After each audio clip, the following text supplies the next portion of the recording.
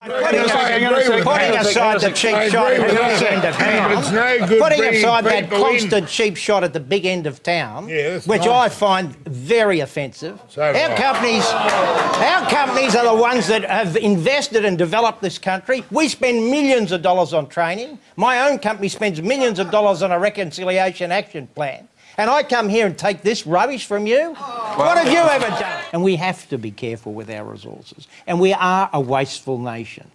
We waste water.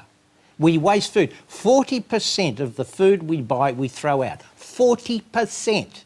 I mean, we could double the population and feed them with the waste, frankly.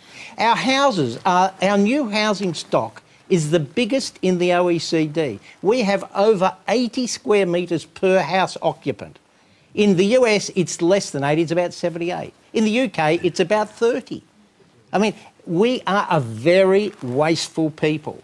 And we certainly, putting aside the population and productivity and other debate, we should be addressing the waste issue. And I think it's a serious issue, and it's one that I agree with Bob Brown, and I don't agree on very much. But that's one I do agree with. Okay. And I think we, and if we deal with the waste, then our carrying capacity as a nation will improve significantly. We've got to take stock of the wastage of the food. Thank you, Guido. Thank you for that.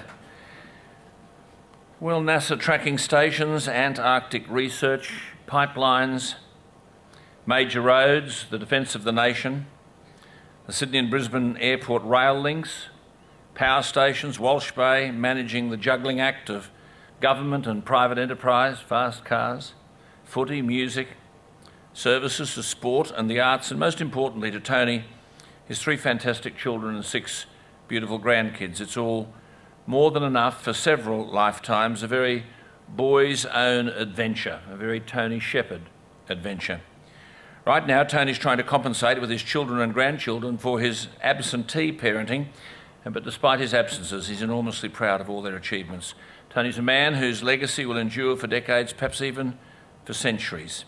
Here's a tribute montage. Transparent integrity. Everybody trusts him, irrespective of the side of the political fence that we're talking about. Unions and workers as well as managers in his own and in other companies. He's one of the few that can straddle both the private and public sectors and do it well and effectively, and that's not an inconsiderable skill. And he's got it in spades, and I think that's something that others can follow and model. Very outgoing and friendly, good personality, good with people. Yeah, always has been. Practical, can-do, committed, and enormously capable. Highly intelligent, never say no, unstinting in his passion and his advocacy for his cause. He is a man of vision. I think he's cool. Cool, calm, collected, but engaged and committed for the future. He thinks quickly on his feet.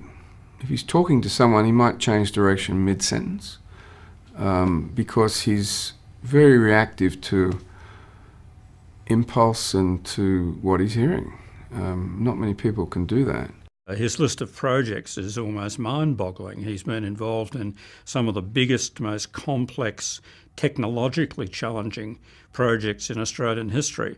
Tony Shepherd is the classic private sector nation builder.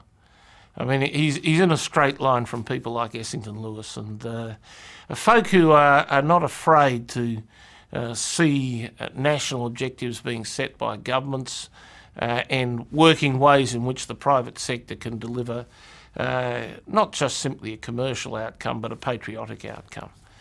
I like the rat bag in Tony, and just when you think he's being a football hooligan, he surprises you and comes across as actually as a really sophisticated thinker. And I like the complexity in Tony's character that underlies a very straight and direct personality. Yeah, he's a very Australian character in that he's got these fantastic rough edges, but a shining diamond in his heart.